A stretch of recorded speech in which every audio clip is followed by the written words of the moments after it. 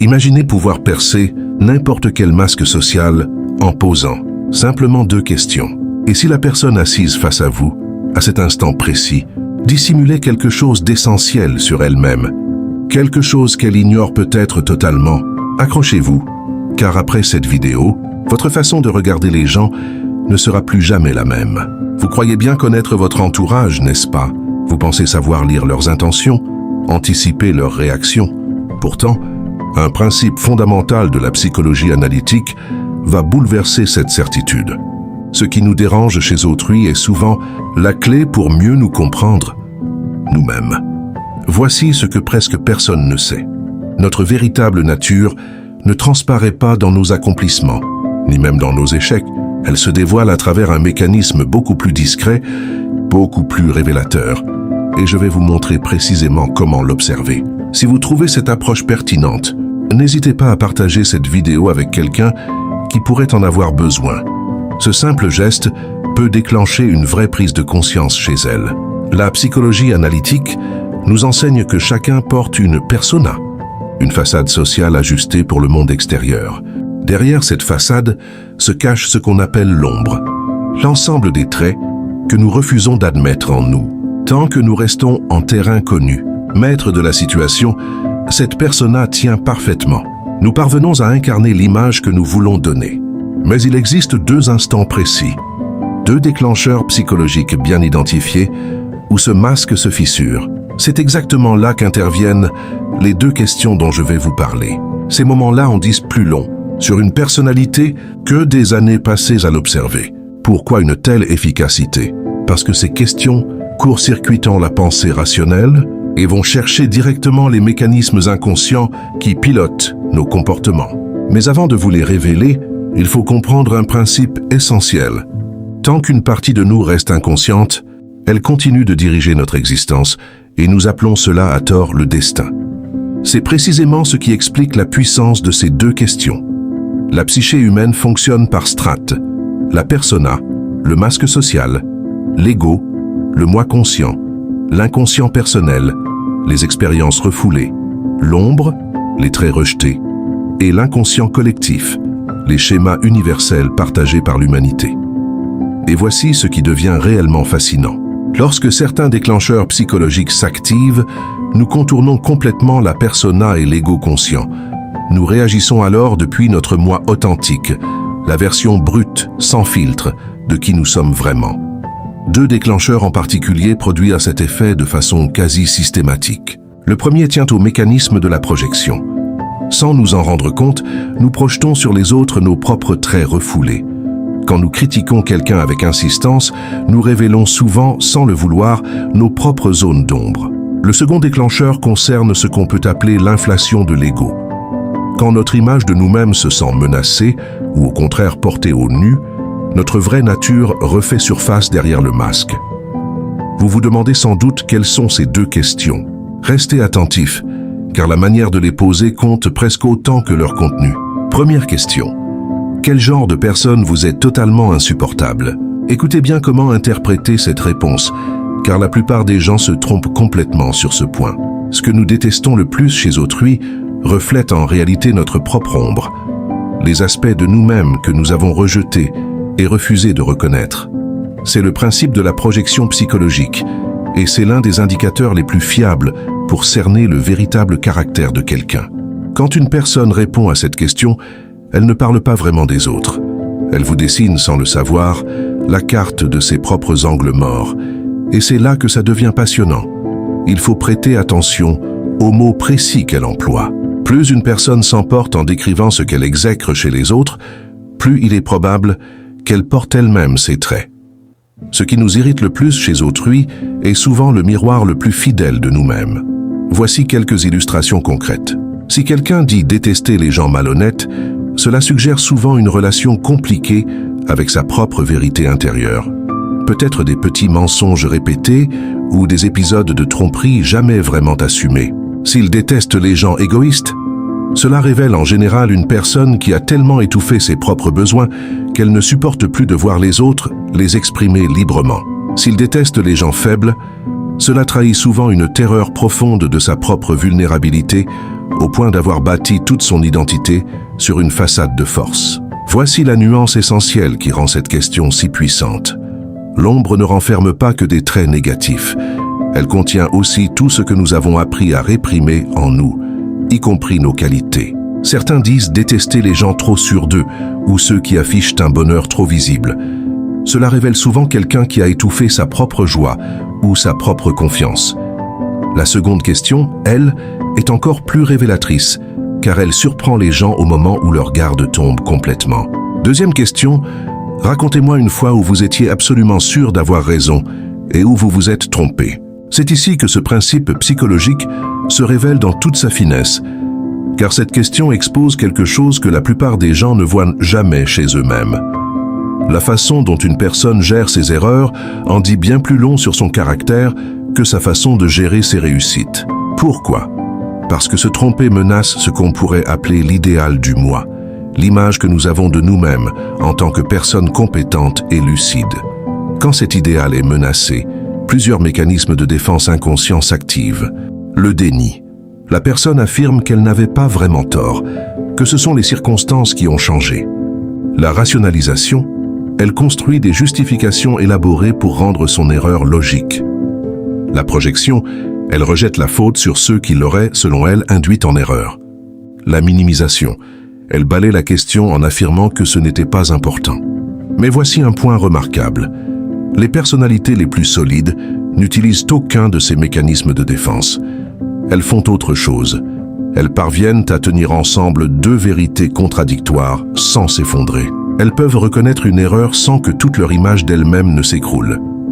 Devenir pleinement soi-même est sans doute l'un des plus grands privilèges d'une existence, et les personnes capables d'examiner honnêtement leurs erreurs sont précisément celles qui avancent vers cette authenticité. Certaines réponses sont particulièrement révélatrices. Si la personne ne trouve aucun exemple, cela peut signaler un déni si profond qu'elle a construit toute une fiction autour de sa propre infaillibilité. Une forme d'inflation psychologique où l'ego devient trop rigide pour tolérer la moindre imperfection. Si elle blâme immédiatement des facteurs extérieurs, cela indique souvent un sentiment de ne pas maîtriser sa propre vie, comme si tout lui arrivait de l'extérieur. Ces personnes assument rarement une véritable responsabilité. Si elle devient défensive, cela révèle une estime de soi entièrement bâtie sur le fait d'avoir raison. Une identité si fragile qu'admettre une erreur ressemble à une mort symbolique. Si elle peut rire de ses erreurs, cela traduit une réelle maturité psychologique, la capacité à intégrer à la fois ses qualités et ses failles. Voici sans doute l'enseignement le plus important de ces deux questions. La clarté véritable ne vient pas du regard tourné vers l'extérieur, mais de celui tourné vers l'intérieur. Ces deux questions fonctionnent parce qu'elles obligent les gens à se regarder eux-mêmes, même quand ils croient parler d'autre chose. La première expose leur projection d'ombre, la seconde, leur rapport à leur propre faillibilité. Il existe quelque chose d'encore plus profond derrière tout cela. Les gens ont tendance à répondre selon des schémas prévisibles. Le profil a l'ego surdimensionné. Il projette systématiquement ses défauts sur les autres et ne peut jamais reconnaître ses torts. Paradoxalement, ce sont souvent les personnes les plus fragiles intérieurement, qui construisent des remparts élaborés pour protéger leur propre ombre. Le profil autodépréciatif. Il prétend détester des traits qu'il possède réellement et reconnaît facilement ses erreurs, mais en surface seulement. C'est une autre forme de défense. En admettant ses failles superficiellement, il évite de les affronter réellement. Le profil intégré, rare, il peut reconnaître à la fois ses projections et ses erreurs sans que son image de lui-même ne vacille. C'est ce qu'on appelle l'intégration psychologique, souvent considérée comme un signe de bonne santé mentale. Une fois qu'on identifie le schéma de quelqu'un, on peut prédire ses réactions avec une précision surprenante, car les êtres humains sont bien plus cohérents qu'il n'y paraît. Ils rejouent simplement le même schéma sous des formes différentes, selon le contexte. Certains signaux d'alarme méritent une attention particulière lorsqu'on pose ces questions. Signal de guerre 1. La personne concentre toute sa négativité sur un groupe précis, une orientation politique, un genre, une origine, une profession. Une personne psychologiquement équilibrée reconnaît des défauts partout, pas uniquement chez une catégorie ciblée. Ce type de projection exclusive indique souvent une fracture psychologique préoccupante. Signal numéro 2. Elle n'a jamais eu tort sur rien d'important. Ce niveau de déni traduit une forme d'inflation psychologique, un décrochage inquiétant vis-à-vis de la réalité, qui précède souvent des crises personnelles majeures. Signal numéro 3. Son énergie change radicalement dès qu'elle évoque ce qu'elle déteste. Ces variations brutales indiquent qu'on a touché un point sensible profondément enfoui. Plus la réaction est intense, plus le matériau refoulé est important. Signal numéro 4. Elle retourne la question de façon agressive. Ce réflexe de détournement immédiat cache souvent les zones d'ombre les plus significatives. Il y a peut-être une observation encore plus essentielle. La rencontre de deux personnalités agit comme la réaction entre deux substances chimiques.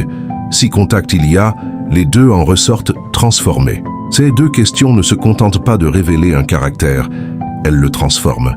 Parce que l'acte de s'examiner honnêtement marque le début d'un processus profond, celui de devenir pleinement soi-même. C'est pourquoi il faut manier cette compréhension avec prudence. Une fois qu'on perçoit les zones d'ombre de quelqu'un, un choix s'impose. L'utiliser pour manipuler ou l'utiliser pour comprendre plus profondément. La manipulation agit comme un poison psychologique qui corrompt autant celui qui l'exerce que celui qui l'a subi. Mais quand cette compréhension sert une véritable écoute, quelque chose de remarquable se produit. Les relations gagnent en authenticité, en honnêteté, en profondeur. Voici un point qui va changer votre regard sur vous-même. Ces questions fonctionnent dans les deux sens. En les posant à d'autres, vous êtes vous aussi obligé de confronter vos propres réponses. Juger la projection de quelqu'un révèle la vôtre. Analyser sa façon de gérer ses erreurs vous confronte à votre propre rapport à la faillibilité. Ce n'est pas qu'une jolie formule, c'est le véritable moteur de la croissance psychologique. Et ces schémas s'appliquent à tous les domaines de la vie. Dans les relations amoureuses, on apprend à voir au-delà de la façade que présente son partenaire, pour comprendre les dynamiques plus profondes, ce qui nourrit une intimité plus sincère. Dans le monde professionnel, on repère plus facilement les motivations cachées et les angles morts des collègues. La plupart des conflits au travail naissent de projections d'ombre non identifiées. Dans l'éducation des enfants, on les aide à développer leur conscience de soi en modélisant, par l'exemple, une réflexion honnête sur soi-même. Les enfants qui apprennent tôt à reconnaître leur propre ombre développent souvent un équilibre psychologique plus solide. Dans le leadership, on crée des environnements où chacun se sent en sécurité pour être authentique. Un leadership sincère commence toujours par la reconnaissance de sa propre part d'ombre. Mais voici sans doute l'enseignement le plus difficile à entendre. La chose la plus effrayante reste de s'accepter pleinement soi-même. Certaines personnes deviennent très douées pour décrypter les autres, mais utilisent justement ce talent pour éviter de se regarder elles-mêmes. Elles deviennent des observatrices compulsives de la psychologie d'autrui, tout en restant aveugles à leur propre fonctionnement. C'est peut-être le piège le plus insidieux de la connaissance de soi. Elle peut, elle aussi, devenir un mécanisme d'évitement, une façon de plus de fuir la confrontation avec sa propre vérité. Notre tâche n'est pas de chercher l'amour à l'extérieur, mais de repérer toutes les barrières que nous avons érigées contre lui en nous-mêmes. Il en va exactement de même pour la connaissance de soi. Notre tâche n'est pas d'analyser les autres, mais de découvrir les obstacles que nous avons dressés contre notre propre compréhension de nous-mêmes. Ce terrain-là, les recoins les plus sombres de la psyché humaine, n'a rien de confortable ni de bien rangé. Ce n'est pas la version aseptisée de la connaissance de soi que l'on préfère généralement s'imaginer. Ce qu'on y découvre est bien plus profond et parfois dérangeant. Chaque personne que nous croisons agit comme un miroir, reflétant des aspects de nous-mêmes que nous préférerions ignorer. Avant même de pouvoir vraiment comprendre les autres, avant de pouvoir décrypter leurs intentions, anticiper leurs réactions ou les aider à évoluer, nous devons d'abord tourner ce regard vers nous-mêmes. Nous devons accepter d'affronter les vérités inconfortables que nous passons. Souvent toute une vie à éviter. C'est pourquoi, avant d'utiliser ces intuitions sur quelqu'un d'autre, il est essentiel de vous poser d'abord ces deux questions à vous-même. Le premier miroir, ce que vous ne supportez pas. Quel genre de personne vous est totalement insupportable? Prenez un instant pour vraiment y réfléchir. Qui vous hérisse instantanément? Qui déclenche chez vous ce dégoût ou cette irritation viscérale? Est-ce le donneur de leçons qui monopolise toutes les conversations? Le collègue passif-agressif qui ne dit jamais franchement ce qu'il pense? La personne qui se pose éternellement en victime et rejette toute responsabilité. L'ambitieux sans scrupule prêt à tout pour avancer. Quel que soit votre choix, une chose est sûre. Vous venez de révéler quelque chose d'essentiel sur votre propre ombre. Ces aspects de vous-même que vous avez rejetés, refoulés ou refusé de reconnaître. Ce concept ne concerne pas le fait d'être mauvais. Il s'agit d'être entier. Chaque être humain porte en lui tout le spectre des possibles. La capacité à la fois pour la bonté et la cruauté, la sagesse et la folie, la force et la faiblesse, l'altruisme et l'égocentrisme. Mais en construisant notre identité consciente, nous rejetons inévitablement certains de ces traits, qui basculent alors dans notre inconscient, dans notre ombre. Les personnes qui nous exaspèrent le plus ne sont jamais choisies au hasard. Elles portent des traits qui existent en nous, mais que nous refusons d'assumer. La personne arrogante qui vous insupporte, n'entretenez-vous pas. Vous aussi, un rapport non résolu à la fierté et au besoin de supériorité. La personne passive-agressive qui vous exaspère, n'avez-vous pas, vous aussi, vos propres façons d'éviter la confrontation directe, tout en cherchant à contrôler la situation? Il ne s'agit ni de blâmer ni de juger, seulement de reconnaître. Nos réactions les plus intenses envers les autres nous parlent rarement d'eux. Elles nous parlent de nous. Quand nous jugeons quelqu'un sévèrement, c'est souvent une part rejetée de nous-mêmes qui se reflète, déclenchant une forme de panique inconsciente que nous ressentons, comme de l'agacement, de la colère ou du dégoût. L'ombre n'est pas notre ennemi, c'est notre professeur. Elle ne renferme pas seulement nos traits négatifs, mais aussi des qualités précieuses que nous avons désavouées parce qu'elles ne correspondaient pas à l'image que nous voulions donner ou n'étaient tout pas valorisées dans notre environnement. La personne dont vous enviez la confiance, en elle vous montre peut-être votre propre pouvoir intérieur inexprimé. Celle dont l'expressivité émotionnelle vous agace reflète peut-être votre propre sensibilité enfouie. Le second miroir, votre rapport à l'erreur. Racontez un moment où vous étiez absolument certain d'avoir raison et où vous vous êtes trompé. Cette seconde question va encore plus loin que la première. Elle nous invite à examiner non pas ce que nous n'aimons pas chez les autres, mais notre manière de vivre, l'un des aspects les plus délicats de la condition humaine, se tromper. Comment réagissez-vous en découvrant une erreur? Vous esquivez-vous et rationalisez-vous? Attaquez-vous la personne ou l'information qui a remis en cause votre certitude? Vous réfugiez-vous dans la honte et l'autocritique? Persistez-vous à défendre votre position malgré les preuves contraires? Ou bien prenez-vous un moment de recul pour réfléchir sincèrement à ce que cette erreur peut vous enseigner? Notre rapport à l'erreur en dit long sur notre maturité psychologique. Celui qui ne tolère jamais de se tromper reste enfermé dans une prison qu'il a lui-même bâtie, contraint de défendre indéfiniment une image parfaite de lui-même. Celui qui s'effondre de honte face à ses erreurs est tout aussi prisonnier, incapable de dissocier sa valeur personnelle de sa justesse.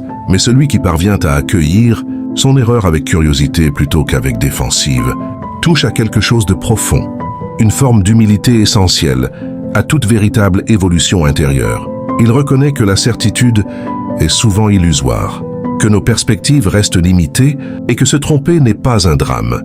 C'est une information précieuse.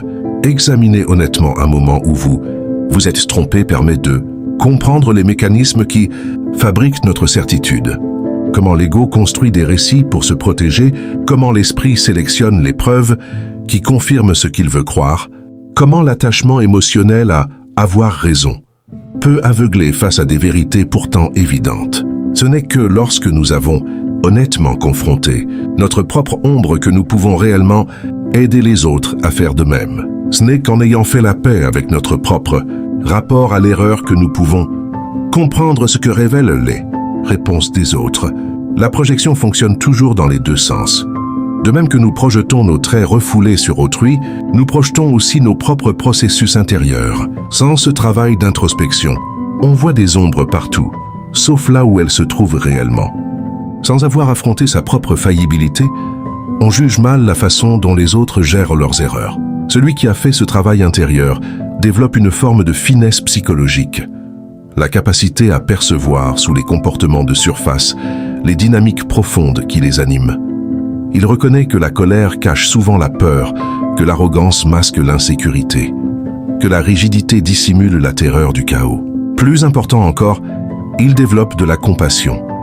Une fois qu'on a observé sa propre capacité à l'auto-illusion, à la rationalisation, à la défense de l'indéfendable, on cesse de s'étonner ou de juger quand les autres font pareil. On reconnaît ces comportements non pas comme des tares individuelles, mais comme des stratégies humaines universelles face à la douleur psychologique. L'objectif final n'est donc pas de devenir expert dans la lecture des autres, mais expert dans la lecture de soi-même. Car lorsqu'on comprend vraiment son propre paysage intérieur, lorsqu'on a cartographié sa propre ombre et fait la paix avec sa propre faillibilité, quelque chose de remarquable se produit. Les autres cessent d'être mystérieux. On réalise que le collègue qui nous agace vit les mêmes conflits intérieurs que nous. Il les exprime simplement autrement. Que le proche qui nous exaspère se défend contre les mêmes peurs fondamentales que les nôtres. Que l'inconnu dont le comportement semble incompréhensible cherche par d'autres moyens à répondre aux mêmes besoins humains universels. Cette prise de conscience n'excuse jamais les comportements nuisibles, ni ne dispense de poser des limites, mais elle transforme notre rapport aux autres. Du jugement et de la frustration, on passe à la compréhension, puis finalement à la compassion. Ce qui nous irrite le plus chez les autres est souvent notre meilleur chemin vers nous-mêmes. La vraie question n'est pas de savoir si ces deux questions vont changer votre regard sur les gens. Elles le feront, inévitablement. La vraie question est de savoir si vous aurez le courage de les laisser transformer le regard que vous portez sur vous-même.